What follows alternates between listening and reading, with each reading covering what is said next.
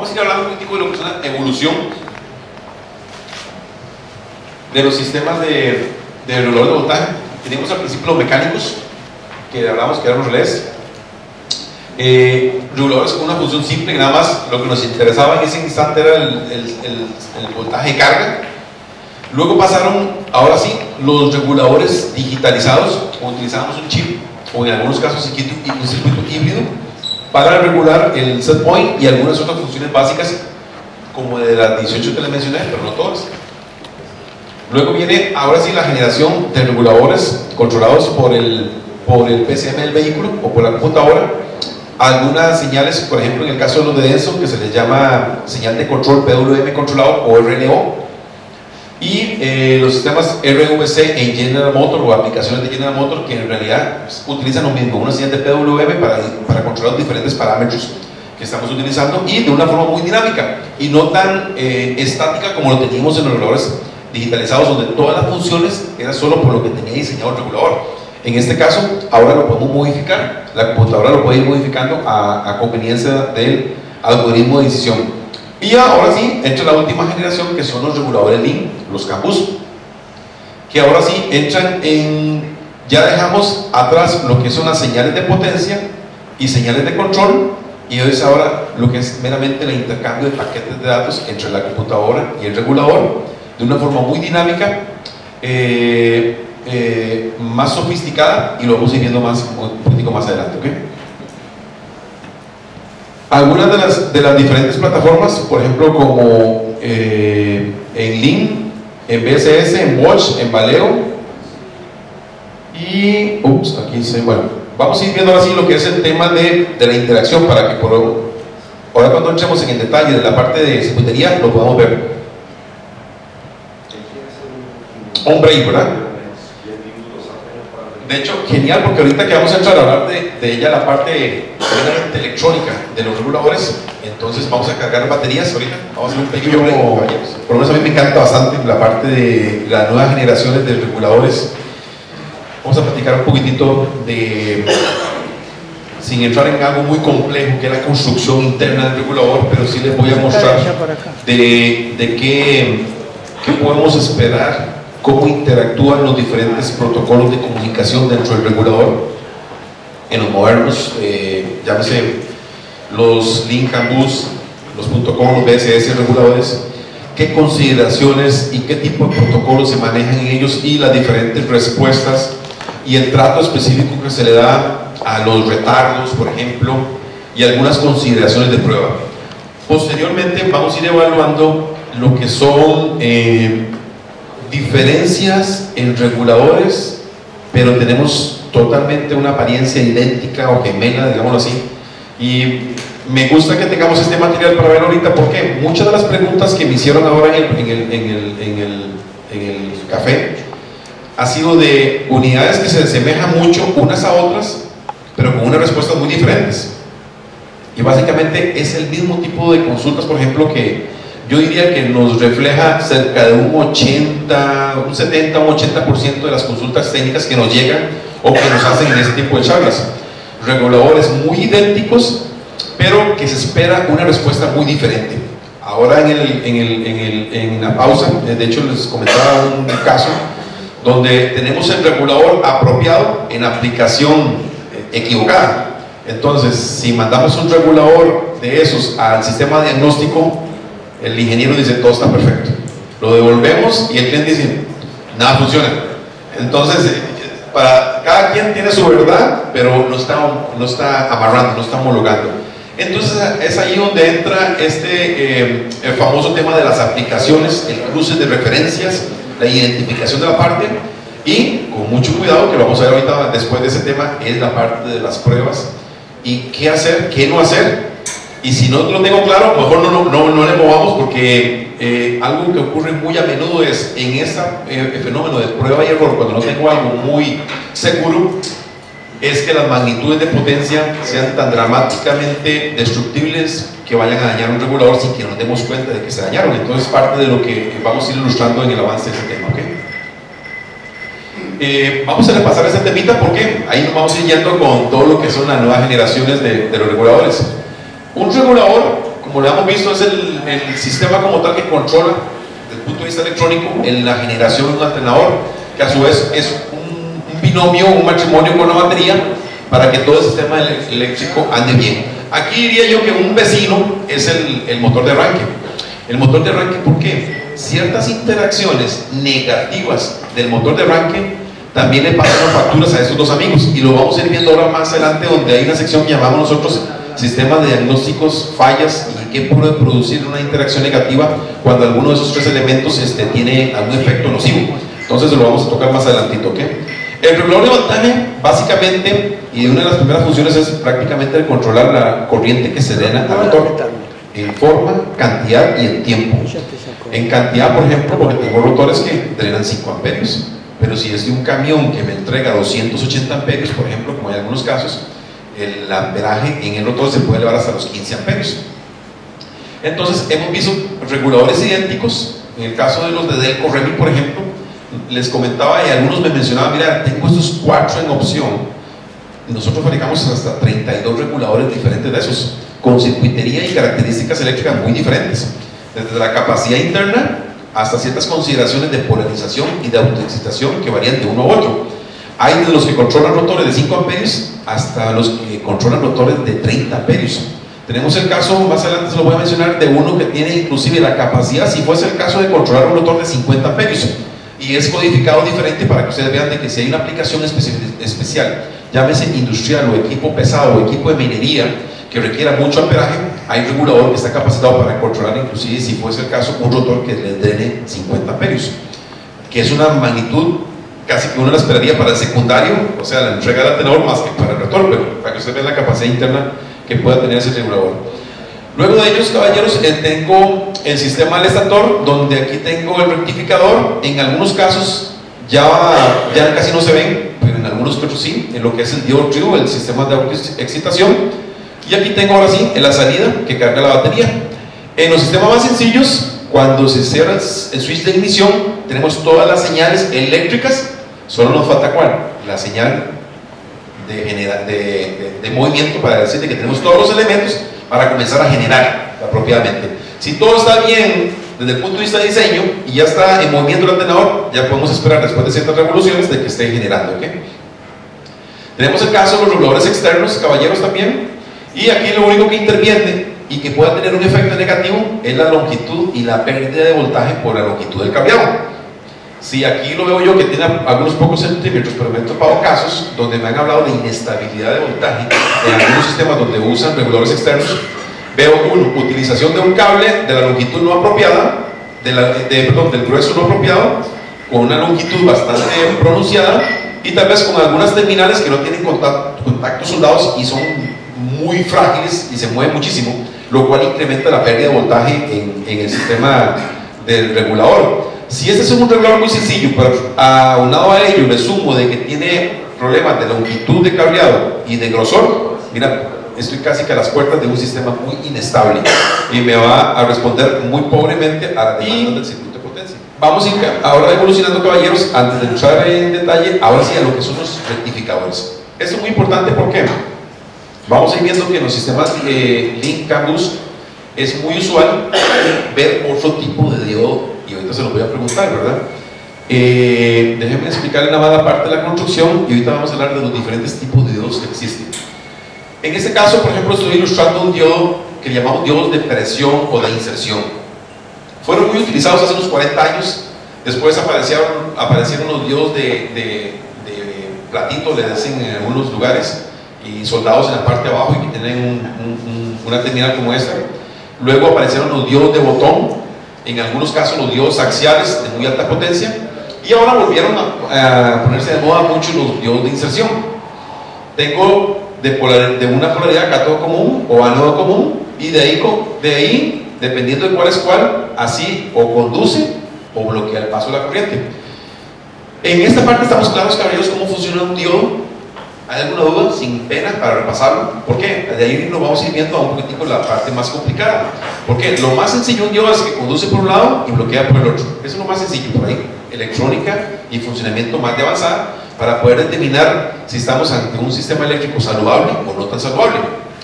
¿Quién me puede decir, caballeros? ¿Estamos claros? ¿Alguna duda? ¿No? Ahí vamos interactuando sobre la marcha y les voy preguntando, ¿ok? En el mejor de los casos, caballeros, este es un ejemplo de este diodo donde, polarizado de esta manera, él conduce en esta dirección, a como lo dice la flechita por acá. Si yo tengo una señal, llámese del estator, por ejemplo, que está alternando, y resulta que yo tengo ahora polaridad positiva, en la teoría él bloquea esa señal, pasa esa pequeña onda, esa onda negativa, y cuando llegue a la positiva, otra vez me vuelve a dejar el diodo en modo de conducción. Entonces aquí bloquea cuando está en ese tipo de polarización, y cuando está en ese tipo de polarización deja conducir la corriente. Eso sucede en la teoría. En la práctica hay una componente por acá que transcurre y que le llamamos la corriente de fuga, y eso es lo que mencionábamos cuando hablábamos de los parámetros de corriente de drenaje en modo pasivo los reguladores. ¿Se acuerdan? Que hablamos de que un valor típico puede ser de 1.5 miliamperios. Eso era solo para el regulador. Para el caso de los rectificadores existe también ese parámetro, pero generalmente se mide en microamperios o en nanoamperios, que es una unidad aún más baja inclusive. Cuando llega a pasar de que la corriente en modo pasivo de un diodo sea en miliamperios, ya estamos en un punto prácticamente catastrófico. Y con solo que yo esté ya una semana en el crucero que les había mencionado, ya el carro está de forma de que no va a encender cuando yo regrese, ¿verdad? Entonces aquí hablamos de parámetros ya de nanoamperios o de microamperios, en algunos casos en corriente de fuga. ¿Qué tipo de diodos podemos esperar diferentes en lo que son diodos rectificadores en las placas de diodos? Diodos de avalancha. ¿Les suenan los diodos de avalancha, caballeros? Es el diodo que corta el voltaje cuando hay excesivo. Exactamente. Pero también lo puede hacer si nos vamos al caso extremo, el otro diodo que no es de avalancha tiene un punto de ruptura también.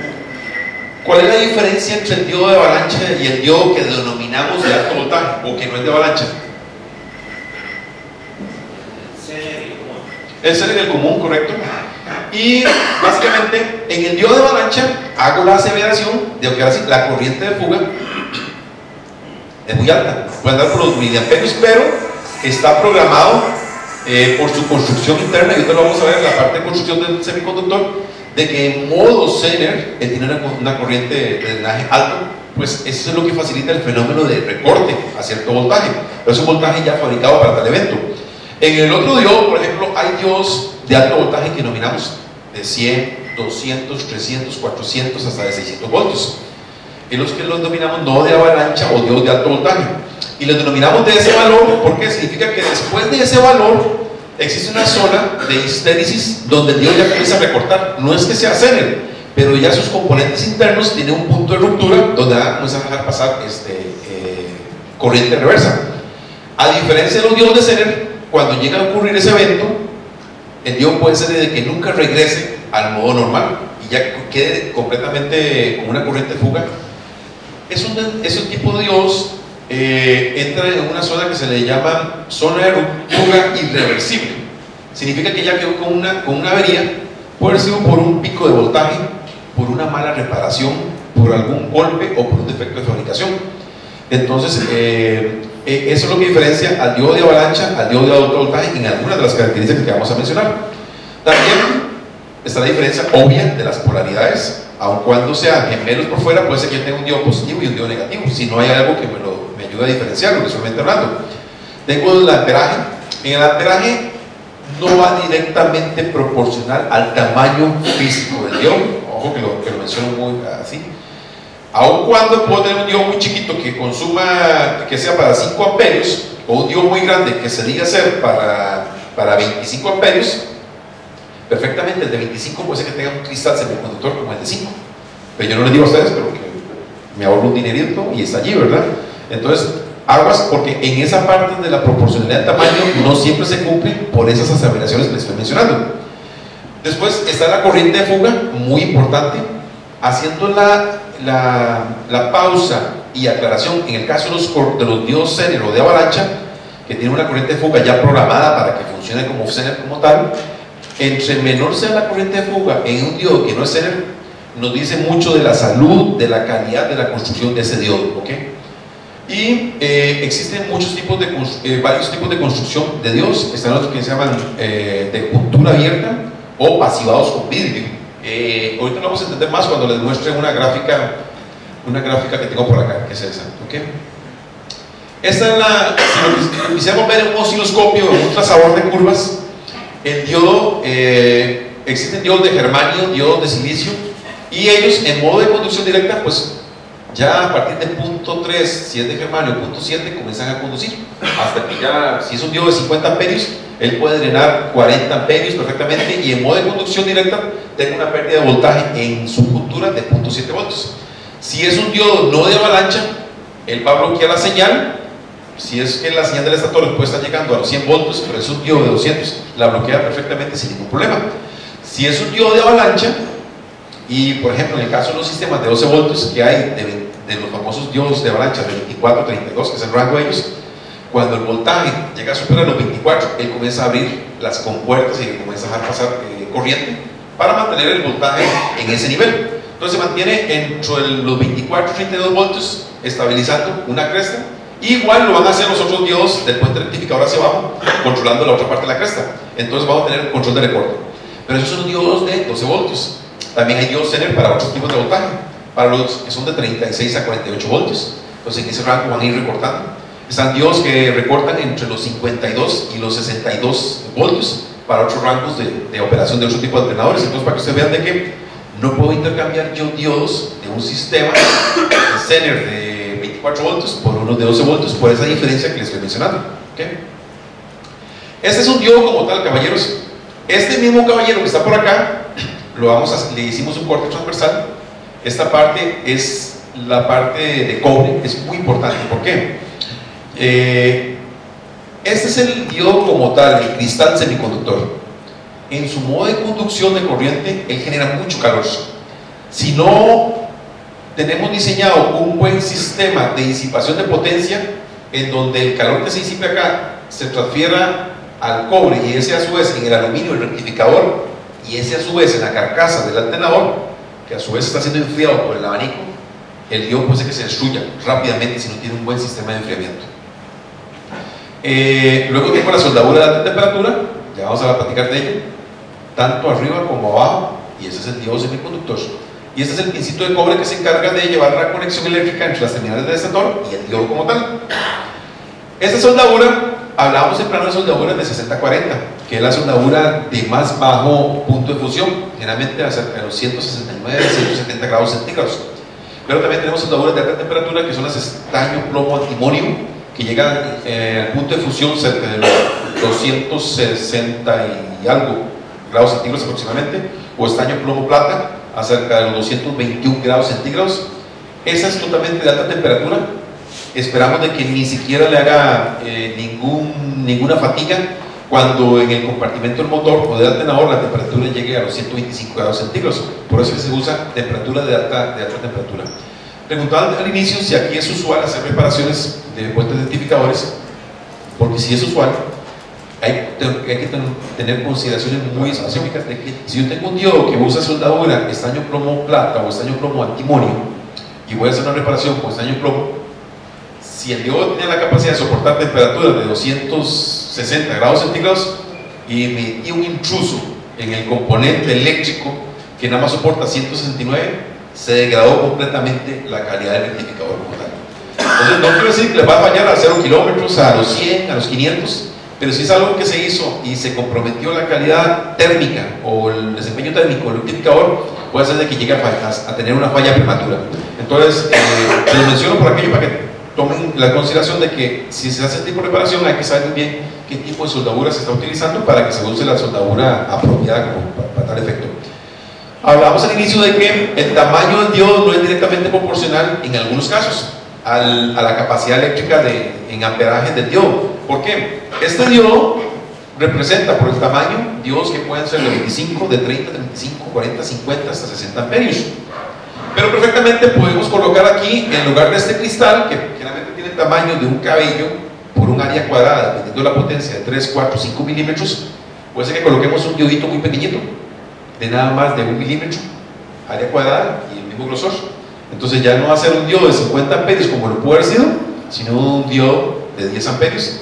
Eso sí, en el encapsulado de un diodo de 60. Entonces, para que ustedes vean las consideraciones del caso de que eso puede ocurrir. Y desafortunadamente, solo se puede identificar con equipo especial, con rayos X o con un banco de pruebas donde se le mida la transferencia térmica del diodo.